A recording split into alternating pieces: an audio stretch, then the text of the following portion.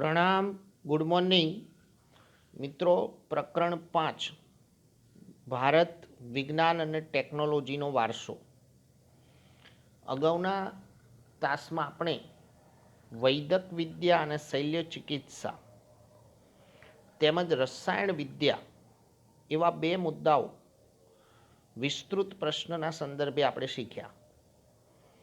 હવે આજના છેલ્લા તાસમાં પણ કેટલાક મહત્ત્વના મુદ્દાઓ આપણે શીખવાના છે. ગણિતશાસ્ત્ર, જ્યોતિષશાસ્ત્ર, ખગોળશાસ્ત્ર, વાસ્તુશાસ્ત્ર. વિસ્તૃત પ્રશ્નો આજે પણ છે 4 ગુણવાળા. એમાં પહેલો પ્રશ્ન જોઈએ. પ્રશ્ન નંબર 6.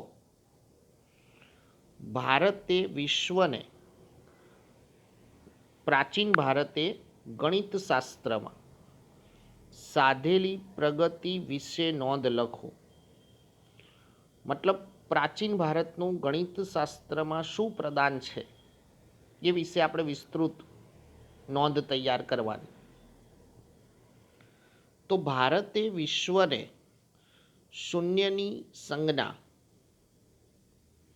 દશાંશ પદ્ધતિની, બીજગણિત, રેખાગણિત, વૈદિક ગણિતની તથા બૌદ્ધાયનના પ્રમેય વગેરેની શોધો આપી છે. ગણિત વિષયમાં જે પાયાના સંશોધનો છે એ સંપૂર્ણ પ્રદાન ભારતનું છે. એ પછી બીજગણિત હોય, રેખાગણિત કે વૈદિક ગણિત, દશાંશ પદ્ધતિ, શૂન્યના આધારે. મહાન ગણિતશાસ્ત્રી આર્યભટ્ટે શૂન્યની સંજ્ઞા અને દશાંશ પદ્ધતિની શોધ કરી હતી. શૂન્યની સંજ્ઞા કોણે આપી? તો આર્યભટ્ટે. શૂન્યની શોધ તેમણે તેમના આર્યભટ્ટીયમ ગ્રંથમાં પાઈની કિંમત 22 અથવા તો 3.14 જેટલી થાય છે એવું જણાવ્યું. આર્યભટ્ટીયમ ગ્રંથ આર્યભટ્ટનો, એમાં પાઈની કિંમતનો ઉલ્લેખ કર્યો એમણે. તેમણે પ્રતિપાદન કરેલું કે ગોલક એટલે ગોળો, વર્તુળ, ગોળાના પરિધ અને વ્યાસના ગુણોત્તરને દર્શાવતો અચલાંક પાઈ છે. ધોરણ 10ના ગણિત વિષયમાં આ બધી પાયાની બાબતો તમે ભણો છો અને અગાઉના ધોરણોમાં પણ શીખ્યા છો. થોડું ઝડપથી લઈશું એ આધારે. આર્યભટ્ટે તેમના ગ્રંથોમાં ભાગાકારની આધુનિક પદ્ધતિ, ગુણાકાર, ભાગાકાર, સરવાળા, બાદબાકી, વર્ગમૂળ, ઘનમૂળ વગેરે અષ્ટાંગ પદ્ધતિની માહિતી આપી છે એમના ગ્રંથોમાં. તેથી આર્યભટ્ટને ગણિતશાસ્ત્રના પિતા કહેવામાં આવે છે. 2 ગુણનો પેટા પ્રશ્ન પણ હમણાં આપણે જોઈએ છીએ. આર્યભટ્ટે 10 ગીતિકા અને આર્ય સિદ્ધાંત નામના ગ્રંથો લખેલા. અગાઉ આપણે વાત કરી કે આર્યભટ્ટીયમ એ સિવાયની 2 ગ્રંથોની ઉલ્લેખ છે અહીંયા, 10 ગીતિકા અને આર્ય સિદ્ધાંત. આર્ય સિદ્ધાંત ગ્રંથમાં તેમણે જ્યોતિષશાસ્ત્રના મૂળ સિદ્ધાંતોને સંક્ષેપમાં વર્ણવ્યા છે. એટલે આર્યભટ્ટનું પ્રદાન જ્યોતિષશાસ્ત્રમાં પણ છે અને ખગોળશાસ્ત્રમાં પણ છે. તેમણે બીજગણિત, અંકગણિત અને રેખાગણિતના મૂળભૂત પ્રશ્નોનો ઉકેલ શોધ્યો હતો. ગણિતના જે વિભાગો છે એ દરેક વિભાગોમાં એમનું ઊંડું સંશોધન હતું. ગુત્સમદ નામના ઋષિએ અંકની પાછળ શૂન્ય લગાવીને લખવાની પ્રક્રિયા શોધી હતી. નામ યાદ રાખવાનું છે. ગુત્સમદ નામના ઋષિ. શૂન્યની પાછળ, અંકની પાછળ શૂન્ય લગાવીને લખવાની પ્રક્રિયા. પ્રાચીન ભારતના ગણિતશાસ્ત્રીઓએ એક અંકની પાછળ 53 શૂન્ય મૂકવાથી બનતી સંખ્યાઓના નામ નક્કી કર્યા હતા. મતલબ કે અંકની પાછળ 53 શૂન્ય સુધીની બનતી સંખ્યા એનો પ્રાચીન ભારતમાં ઉલ્લેખ હતો. મોહેન્જોદડો અને હડપ્પાના જે અવશેષો મળ્યા છે એમાંથી પણ દશાંશ પદ્ધતિના કેટલાક પુરાવાઓ દેખાય છે. જેમ કે માપવા અને તોલવા માટેના સાધનોમાં દશાંશ પદ્ધતિ જોવા મળેલી મોહેન્જોદડો અને હડપ્પાના અવશેષોમાં. તેનો પરિચય પ્રાચીન સમયમાં મેઘાતિથિ નામના ગણિતશાસ્ત્રીએ આપ્યો હતો. એક બીજું નામ આપણે યાદ રાખવાનું છે, મેઘાતિથિ. કે પ્રાચીન ભારતમાં દશાંશ પદ્ધતિ કે એનો પરિચય કોણે આપ્યો હતો? તો મેઘાતિથિ. ઈસવીસન 1150માં મહાન ગણિતશાસ્ત્રી ભાસ્કરાચાર્યએ લીલાવતી ગણિત નામનો ગ્રંથ લખ્યો. ભાસ્કરાચાર્ય બીજા ગણિતશાસ્ત્રી. આ ઉપરાંત તેમણે બીજગણિત, અંકગણિત, ખગોળશાસ્ત્ર ઉપર પણ ગ્રંથો લખ્યા હતા. સરવાળા બાદબાકીની પણ શોધો કરેલી ભાસ્કરાચાર્યએ. ગણિતશાસ્ત્રી બ્રહ્મગુપ્તે સમીકરણના પ્રકારોની શોધ કરી હતી. અત્યારે હાલ ધોરણ 10માં તમે કેટલાક સમીકરણો વિશે ભણો છો. દ્વિઘાત સમીકરણ, સુરેખ સમીકરણ. ગણિતશાસ્ત્રી આપસ્તંભે શુલ્વ સૂત્રો ઈસવીસન 1800 પૂર્વે વિવિધ વૈદિક યજ્ઞો માટે આવશ્યક વિવિધ વેદીઓના પ્રમાણ નક્કી કરેલા, જે આપણે વ્યવહારિક ભાષામાં વદ્દીઓ કહીએ છીએ. જુદી જુદી વૈદિક ગણતરીઓ. ગણિતશાસ્ત્રી બોધાયને અને કાત્યાયને પોતાના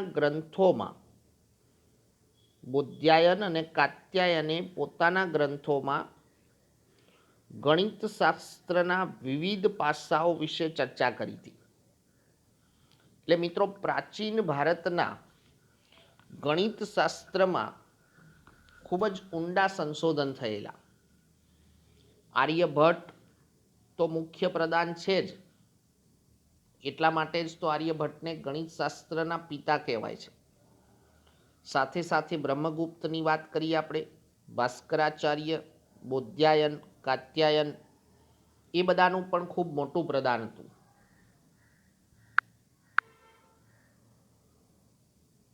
હવે એક 2 ગુણનો પેટા પ્રશ્ન જોઈએ કે ગણિતશાસ્ત્ર ક્ષેત્રે આર્યભટ્ટે કરેલી શોધો વિશે નોંધ લખો. ફક્ત 2 ગુણમાં પ્રશ્ન આવે છે. અગાઉ જે વિસ્તૃત પ્રશ્ન જોયો એનો પેટા પ્રશ્ન છે. તો આર્યભટ્ટ પ્રાચીન ભારતના મહાન ગણિતશાસ્ત્રી હતા. તેમણે આર્યભટ્ટિયમ નામનો પ્રસિદ્ધ ગ્રંથ રચ્યો હતો અને નીચે પ્રમાણે મહત્વની શોધો કરેલી. શૂન્યની શોધ, પાઈની કિંમત 22/7 અથવા 3.14 જેટલી થાય છે એ સંશોધન કર્યું. ગોલકના પરિધ અને વ્યાસના ગુણોત્તરને દર્શાવતો અચલાંક પાઈ છે તેની શોધ કરી. હમણાં આપણે વિસ્તૃત પ્રશ્નમાં જોયું એ પ્રમાણે ભાગાકાર, ગુણાકાર, સરવાળા, બાદબાકી, વર્ગ, વર્ગમૂળ કે ઘન, ઘનમૂળ, વિવિધ અષ્ટાંગ પદ્ધતિઓની શોધ કરી. જ્યોતિષશાસ્ત્રના પણ મૂળ સિદ્ધાંતો આપેલા આર્યભટ્ટે. એવો એક મુદ્દો અહીંયા આપણે ઉલ્લેખ કરવાનો છે. તો પૃથ્વી પોતાની ધરી પર ફરે છે, પરિભ્રમણ કરે છે. ચંદ્રગ્રહણ એ પૃથ્વીના પડછાયા વડે થાય છે. મતલબ ચંદ્રગ્રહણ થવાનું કારણ પૃથ્વીનો પડછાયો છે, એવું આર્યભટ્ટે સૌ પ્રથમ સાબિત કર્યું હતું. એટલે ખગોળશાસ્ત્રમાં પણ આર્યભટ્ટનું પ્રદાન છે એવું કહી શકાય. તેમણે અંકગણિત, બીજગણિત, રેખાગણિતના મૂળભૂત પ્રશ્નોનો ઉકેલ શોધ્યો હતો. આજનું જે ગણિત છે એની તમામ પાયાની શોધો આર્યભટ્ટે પ્રાચીન ભારતમાં આપેલી. એટલે મિત્રો 2 ગુણનો જો પેટા પ્રશ્ન આવે તો ત્યારે ફક્ત આપણે આટલા મુદ્દાઓ રજૂ કરવાના થાય.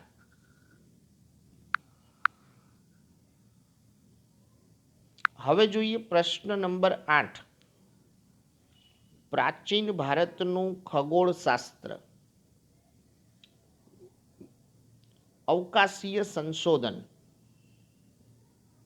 એ ખગોળશાસ્ત્ર ગણાય. પ્રાચીન ભારતે ખગોળ વિદ્યામાં આપેલું પ્રદાન નીચે પ્રમાણે છે. અહીંયા પણ તમને બાજુમાં ચિત્ર આપેલું છે આર્યભટ્ટનું. બીજા પણ કેટલાક વિદ્વાનોનો પરિચય થશે. બધા જ શાસ્ત્રોમાં ખગોળશાસ્ત્ર સૌથી પ્રાચીન શાસ્ત્ર છે. હેતુલક્ષી પ્રશ્નમાં આપણે યાદ રાખવાનું છે, કેમ કે ચેપ્ટરમાં મુદ્દાઓ ઘણા બધા શીખ્યા, પણ જ્યારે આવો કોઈ સમજનો પ્રશ્ન આવે કે બધા જ શાસ્ત્રોમાં સૌથી પ્રાચીન શાસ્ત્ર કયું, તો ખગોળ. ભારતની પ્રાચીન વિદ્યાપીઠોમાં ખગોળશાસ્ત્રનો પદ્ધતિસર ઊંડો અભ્યાસ કરાવવામાં આવતો. તક્ષશિલા, નાલંદા, વલ્લભી, કાશી વિદ્યાપીઠ. ખાસ કરીને ગ્રહો અને તેમની ગતિ, નક્ષત્રો અને અવકાશીય ગ્રહો વગેરે પરથી ગણતરી કરીને ખગોળને લગતી માહિતી એકત્રિત કરવામાં આવતી. જુદી જુદી ગણતરીઓ હતી. ગ્રહો અને તેમની ગતિવિધિઓ, નક્ષત્રો, અન્ય અવકાશી ગ્રહો.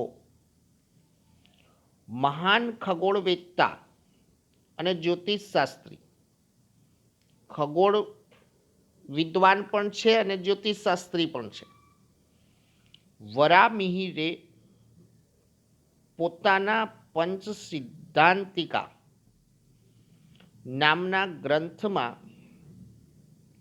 જ્યોતિષ અને ખગોળશાસ્ત્ર વિશે પ્રમાણભૂત માહિતી આપેલી. પંચ સિદ્ધાંતિકા, એમાં વરામિહિરે ખગોળ અને જ્યોતિષશાસ્ત્રની પ્રમાણભૂત માહિતીઓ રજૂ કરેલી.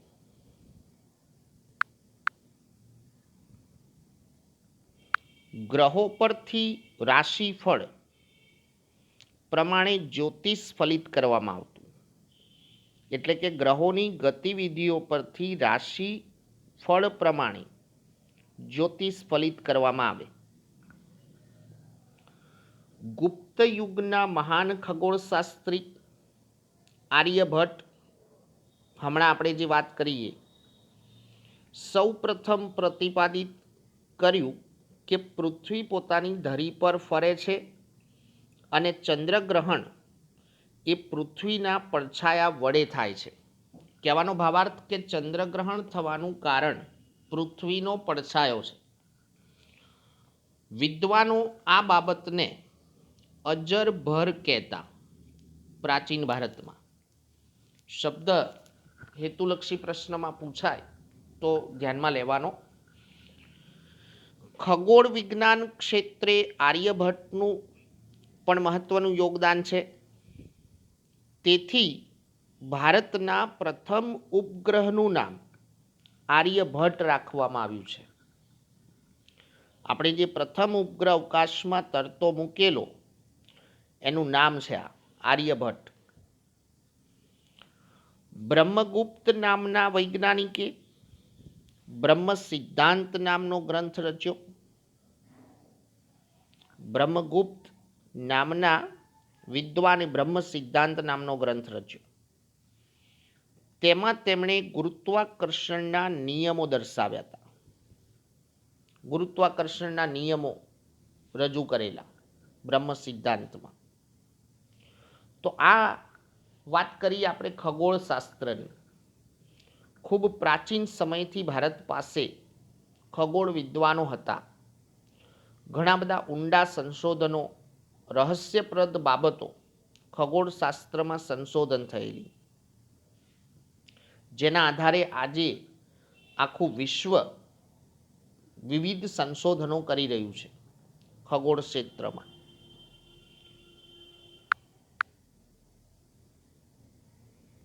હવે જોઈએ પ્રશ્ન નંબર 9. જ્યોતિષશાસ્ત્રમાં ભારતનું પ્રદાન જણાવો કે વર્ણવો. મિત્રો, ખગોળ અને જ્યોતિષ બંનેને સીધો સંબંધ છે.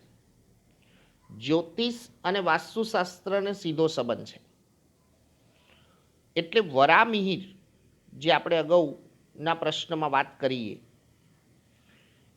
જે મહાન ખગોળવેત્તા અને જ્યોતિષશાસ્ત્રી હતા, વરામિહિરનું પ્રદાન ખગોળશાસ્ત્રમાં અને જ્યોતિષશાસ્ત્રમાં બંનેમાં હતું.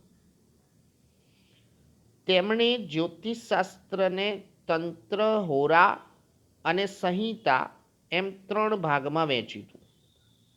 તંત્ર, હોરા અને સંહિતા.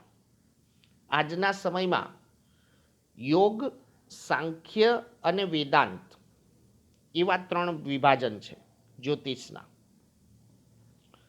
વરામિહિરે તેમના બૃહદ સંહિતા, પંચ સિદ્ધાંતિકા, એક ગ્રંથ આપણે આગળ જોયો, અને અહીંયા એક બીજો ગ્રંથ બૃહદ સંહિતા. એ ગ્રંથમાં આકાશી ગ્રહોની માનવીના ભવિષ્ય પર થતી અસરો જણાવી છે. અવકાશી ગ્રહોની ગતિવિધિઓ, એની માનવીના ભવિષ્ય પર શું અસર થાય એનો ઉલ્લેખ બૃહદ સંહિતામાં છે. તેમણે આ ગ્રંથમાં મનુષ્યના લક્ષણો, પ્રાણીઓના જુદા જુદા વર્ગો, તેમજ લગ્ન સમય, તળાવો, કૂવાઓ ખોદાવવા કે બગીચા બનાવવા, ખેતરોમાં વાવણી કરવી વગેરે પ્રસંગોના શુભ મુહૂર્તોની માહિતી આપી છે જ્યોતિષશાસ્ત્રમાં, બૃહદ સંહિતામાં.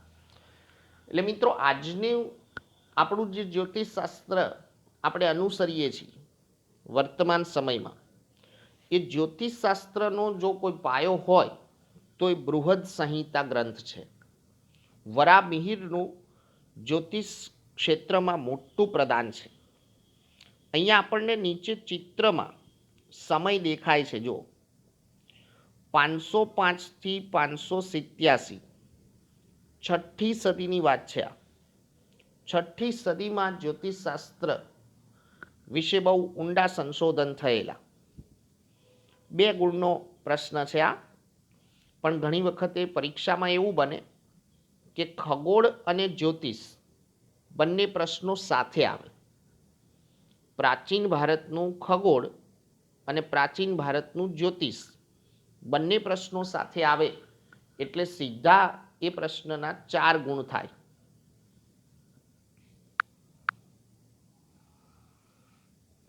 હવે જોઈએ પ્રશ્ન નંબર 10, આપણો પ્રકરણનો છેલ્લો મુદ્દો. પ્રાચીન ભારતના વાસ્તુશાસ્ત્ર વિશે માહિતી આપો. મોસ્ટ ઇમ્પોર્ટન્ટ પ્રશ્ન છે અને બોર્ડ એક્ઝામમાં વધારે પૂછાયેલો પ્રશ્ન છે. મિત્રો, વાસ્તુશાસ્ત્ર એ જ્યોતિષશાસ્ત્રનું એક અવિભાજ્ય અંગ છે. હમણાં મેં થોડા સમય પહેલાં જ તમને વાત કરી કે ખગોળ ઉપરથી જ્યોતિષ ફલિત થાય અને જ્યોતિષને પણ વાસ્તુશાસ્ત્ર સાથે સંબંધ છે.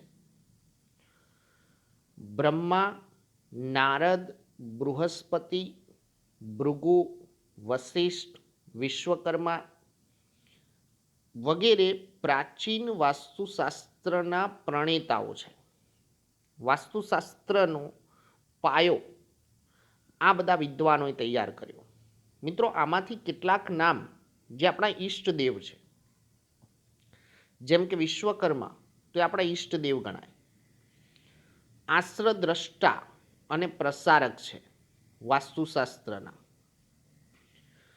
તેમણે રહેઠાણની જગ્યા, મંદિર, મહેલ, અશ્વશાળા, કિલ્લા, શસ્ત્રાગાર, નગર વગેરેની રચના કેવી રીતે કરવી, કઈ દિશામાં કરવી, એના સિદ્ધાંતો આપ્યા છે. પ્રાચીન ભારતમાં આ બધા સ્થળોનું વિશેષ મહત્વ હતું. ધારો કે મંદિર છે, અશ્વશાળા છે, શસ્ત્રાગાર, કિલ્લાઓ. મહાન ખગોળવેત્તા અને જ્યોતિષશાસ્ત્રી વરામિહિર રચિત બૃહદ સંહિતામાં પણ વાસ્તુશાસ્ત્રનો ઉલ્લેખ થયો છે. હમણાં આપણે વાત કરી ઉપર કે વરામિહિરનો ગ્રંથ બૃહદ સંહિતા, જેમાં જ્યોતિષશાસ્ત્રનો ઉલ્લેખ પણ છે અને વાસ્તુશાસ્ત્રનો પણ ઉલ્લેખ છે. 15મી સદીમાં મેવાડના રાણા કુંભાઈ વાસ્તુશાસ્ત્રના જૂના ગ્રંથોમાં સુધારા વધારા કરાવીને વાસ્તુશાસ્ત્રનો પુનરુદ્ધાર કર્યો હતો. સમય યાદ રાખવાનો છે, 15મી સદી. અને કોણે વાસ્તુશાસ્ત્રનો પુનરુદ્ધાર કરાવ્યો? તો મેવાડના રાણા કુંભાઈ. આજે જગતના અનેક દેશોએ ભારતના વાસ્તુશાસ્ત્રની પ્રતિષ્ઠા અને મહત્વને સ્વીકાર્યું છે. ફક્ત ભારતીયો નહીં, વાસ્તુશાસ્ત્રની મૂળભૂત બાબતો સમગ્ર વિશ્વએ સ્વીકાર કરી છે. ભારતની પૌરાણિક માન્યતા મુજબ વિશ્વકર્મા દેવોના પ્રથમ સ્થપતિ એટલે કે આર્કિટેક્ટ હતા. દેવોના સમયે વિશ્વકર્મા એ સ્થપતિ ગણાય. તેમણે વાસ્તુશાસ્ત્રના 8 વિભાગો પાડ્યા હતા. 8 વિભાગોમાં વાસ્તુશાસ્ત્રને વહેંચ્યું હતું. એટલે વાસ્તુશાસ્ત્ર એ પણ પ્રાચીન ભારતનું એક મહત્વનું પ્રદાન છે. પ્રાચીન ભારતનું મહત્વનું યોગદાન છે વાસ્તુશાસ્ત્રમાં. વાસ્તુશાસ્ત્રમાં ઘર કે મકાન માટે જગ્યાની પસંદગી કરવી, વિવિધ આકારો, ઘરની રચના, મકાનની અંદરની ગોઠવણી, દેવ મંદિર, બ્રહ્મસ્થાન, ભોજન કક્ષ, શયનખંડ, દૈનિક કાર્યો માટેના સ્થાનો વગેરે માટે માહિતી આપવામાં આવી છે. ખૂબ જ ઝીણવટપૂર્વકનું માર્ગદર્શન છે વાસ્તુશાસ્ત્રમાં માનવીના નિવાસસ્થાન માટે. મિત્રો, કેટલાક શબ્દો વૈદિક શબ્દો છે કે જે હાલમાં આપણે પ્રયોજન કરતા નથી. આપણે સૌ પશ્ચિમી સંસ્કૃતિ તરફ ઢળી ગયા છીએ. અત્યારે કદાચ આપણને કોઈ વૈદિક શબ્દો ઉચ્ચારવામાં આવે તો ખ્યાલ પણ નથી આવતો. સમયના પરિવર્તન સાથે વાસ્તુશાસ્ત્રના સિદ્ધાંતો સમજમાં પણ નોંધપાત્ર પરિવર્તન આવ્યું છે. અગાઉ વાસ્તુશાસ્ત્રને ધર્મ સાથે જોડેલું આપણી પ્રાચીન સમાજ વ્યવસ્થામાં. આજે આપણે વાસ્તુશાસ્ત્રને વિજ્ઞાન સાથે જોડ્યું છે. ફક્ત દ્રષ્ટિકોણ બદલાયો છે. બિહારમાં સારનાથ ખાતે આવેલો 128 ફૂટ ઊંચો સ્તંભ, જે ભારતની પ્રાચીન વાસ્તુકળાનો ઉત્તમ નમૂનો છે. સારનાથ એટલે બૌદ્ધ ધર્મનું પ્રસિદ્ધ સ્થળ છે. ત્યાં સારનાથ ખાતે જે બૌદ્ધ સ્તંભ 128 ફૂટ ઊંચો નિર્માણ થયો છે, એ વાસ્તુકળાનો ઉત્તમ નમૂનો છે. તો આ પ્રમાણે 4 ગુણનો વિસ્તૃત પ્રશ્ન વાસ્તુશાસ્ત્રનો પણ પૂછાઈ શકે. હવે છેલ્લો પ્રશ્ન જોઈએ, જે વાસ્તુશાસ્ત્રના વિસ્તૃત પ્રશ્ન હતો, એનો પેટા પ્રશ્ન છે કે વાસ્તુશાસ્ત્રમાં કઈ માહિતીનો સમાવેશ થાય છે. 2 ગુણમાં આ પ્રકારે પ્રશ્ન આવે છે, એટલા માટે આપણે ધ્યાનમાં લઈશું. બ્રહ્મા, નારદ, બૃહસ્પતિ, ભૃગુ, વશિષ્ઠ, વિશ્વકર્મા જે વાસ્તુશાસ્ત્રના પ્રણેતાઓ હતા. 1 ગુણનો પ્રશ્ન બની ગયો. દેવોના પ્રથમ સ્થપતિ આર્કિટેક્ટ મનાતા વિશ્વકર્માએ વાસ્તુશાસ્ત્રને 8 ભાગમાં વહેંચ્યું. હેતુલક્ષી પ્રશ્નો ચોકસાઈપૂર્વક આપણે યાદ રાખવાના છે. વાસ્તુશાસ્ત્રમાં મુખ્યત્વે રહેઠાણની જગ્યા, મંદિર, મહેલ, અશ્વશાળા, નગર, દુકાન, કારખાના વગેરેની રચના કેવી રીતે કરવી તેમજ કઈ દિશામાં કરવી તેને લગતા સિદ્ધાંતોનો સમાવેશ થાય છે. આ દરેક સ્થળોનું નિર્માણ કેવી રીતે કરવું, એની રચના કેવી રીતે કરવી, એના સિદ્ધાંતોનો ઉલ્લેખ છે. આ ઉપરાંત વાસ્તુશાસ્ત્રમાં ઘર બનાવવા માટેની જગ્યાની પસંદગી, ઘરના વિવિધ આકારો, ઘરની રચના, ઘરની અંદરની ગોઠવણ, દેવ મંદિર, બ્રહ્મસ્થાન, ભોજન કક્ષ, શયનખંડ, દૈનિક કાર્ય માટેના સ્થાનો વગેરે માહિતીનો સમાવેશ થયો છે. તો મિત્રો, આ સાથે આપણે પ્રકરણ 5 અહીંયા પૂર્ણ કરીએ છીએ. સિલેક્ટેડ મુદ્દાઓ જે પરીક્ષાલક્ષી છે એના માટે તૈયારી રાખવાની છે, કેમ કે પ્રકરણ ઇઝી છે. ઓછી તૈયારીથી પણ વધુ માર્ક્સ આપણે કવર કરી શકાય એ પ્રમાણેનું પ્રકરણ શીખ્યા. જો કોઈ વિદ્યાર્થીને કોઈ પ્રશ્ન હોય તો રૂબરૂ આવીને પણ કોઈ પણ મુદ્દો શીખી શકે છે, પણ વ્યક્તિગત. જે નોટ્સ તમને મોકલવામાં આવી છે એ નોટ્સ પણ સારા અક્ષરે લખવાની છે અને એને સમજવાની છે. અસ્તુ, પ્રણામ.